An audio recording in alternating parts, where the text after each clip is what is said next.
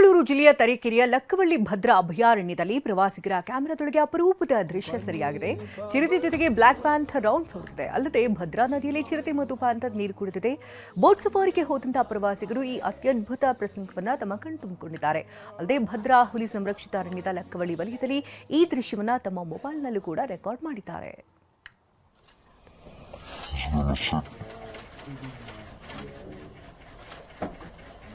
ಬೇಸಿಗೆಗೂ ಮುನ್ನವೇ ಕುಡಿಯುವ ನೀರಿಗಾಗಿ ಜನರು ಪರದಾಟವನ್ನೇ ನಡೆಸಬೇಕಾದಂತಹ ಪರಿಸ್ಥಿತಿ ನಿರ್ಮಾಣ ಆಗಿತ್ತು. ಈ ಬಗ್ಗೆ ಚೀವಿನ ನಿರಂತರವಾಗಿ ವರದಿಯನ್ನು ಕೂಡ ಪ್ರಸಾರ ಮಾಡಿತು.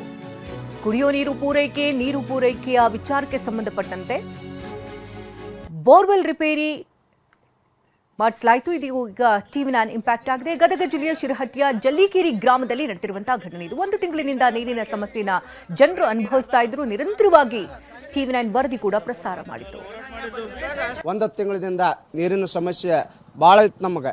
ನಿನ್ನೆ ಒಂದು ಜಲ್ಲಿಗೇರಿ ಜನರು ಅಸ್ವಸ್ಥವಾಗಿ ಗ್ರಾಮ ಪಂಚಾಯತಿಗೆ ಹೋಗಿ ಹಿರಿಯರೆಲ್ಲ ಕೂಡಿಕೊಂಡು ಅಲ್ಲಿ ಒಂದು ಸ್ಟ್ರೈಕ್ ಮಾಡಿದಾಗ ಟಿವಿ 9 ಅವರು ಬಂದು ಅಂದಾಗ ತಕ್ಷಣ ಬಂದು ಅವ್ರ ಪಂಚಾಯತ್ ಪಿ ಡಿ ಅವರು ಎಲ್ಲರೂ ಸೇರಿ ತಕ್ಷಣ ನಿನ್ನೆ ಮೋಟ್ರನ್ನು ತೊಗೊಂಬಂದು ಇಳಿಸಿ ನೀರು ನಿನ್ನೆ ಸಾಯಂಕಾಲ 6 ಗಂಟೆಯಿಂದ ಬಿಟ್ಟಿದ್ದಾರೆ.